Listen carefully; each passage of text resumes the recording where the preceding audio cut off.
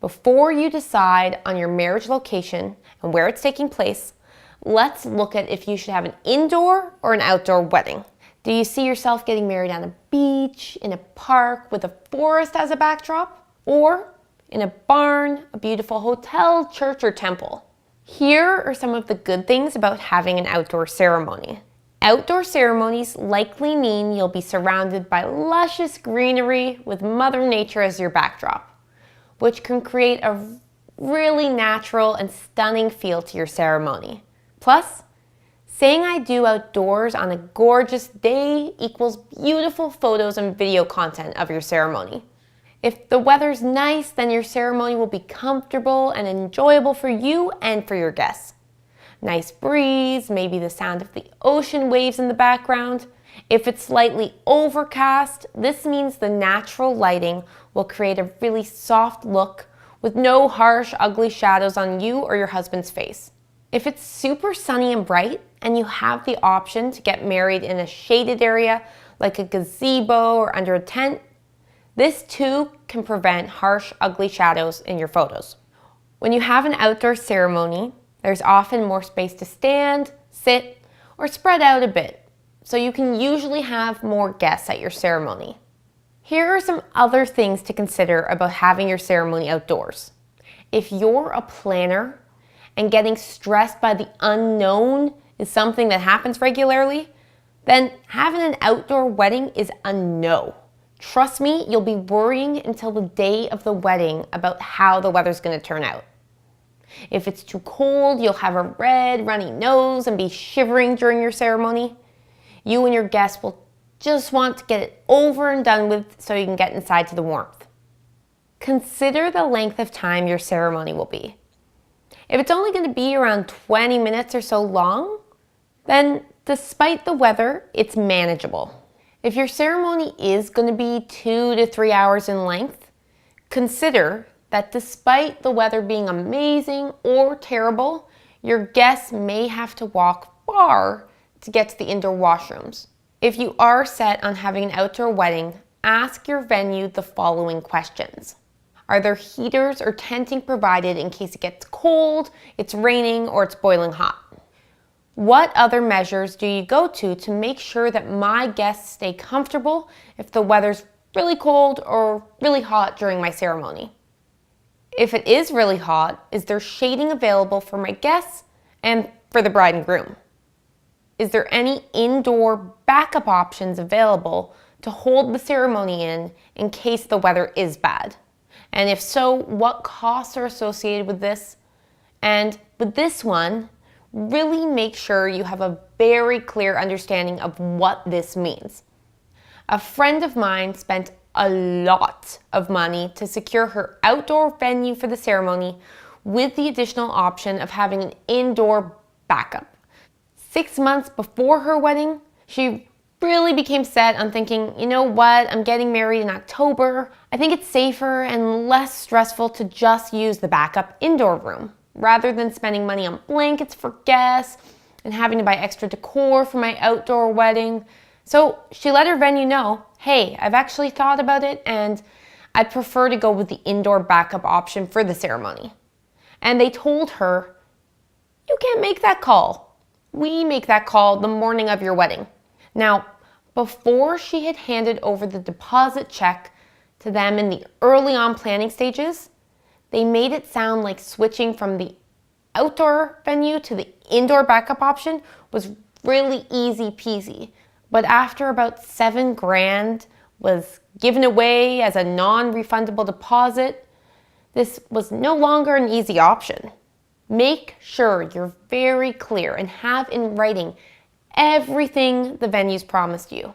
I cannot stress that enough. So make sure you ask. What if I originally decided on the outdoor option and then later decide that I prefer to have my wedding indoors? Can I change my mind and go with the indoor option instead? Another question that's important to ask is, are there going to be any changes or enhancements made before my wedding date to the location? Wedding venues are often upgrading their gardens or their premises, and since you're getting married there, You want to have an idea of what it will look like around the time you get married. So if changes will occur, ask your venue coordinator to describe them to you. Next, very important question for outdoor ceremonies. How far away are the washrooms? Seriously, this sounds small and kind of silly, but it's definitely good to know, especially for your older guests. Now, let's look at having your ceremony indoors. The great thing about having an indoor ceremony is that this is a much more controlled environment. Controlled lighting, controlled sound, and more privacy. Usually, there will be washrooms that are easily accessible if you have an indoor ceremony. As long as there's heating and air conditioning, the temperature of an indoor ceremony will be pleasant for you and your guests.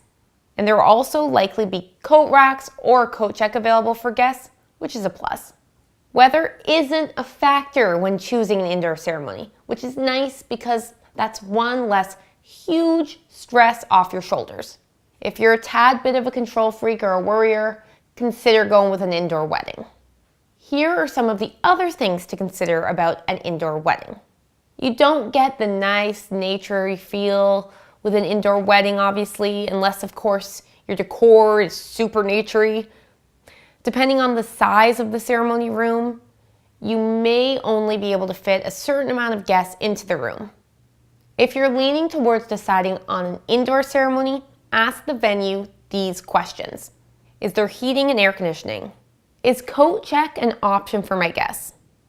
If so, what's the cost associated with this? Will anything else be taking place at the venue during my ceremony? Is flash photography allowed?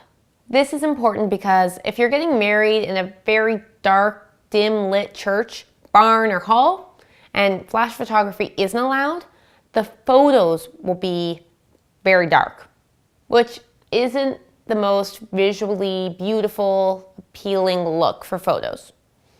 Whether you're getting married indoors or outdoors, ask the venue these questions. Do you provide an officiant, priest, and so on? And if you do, can we meet with him or her beforehand?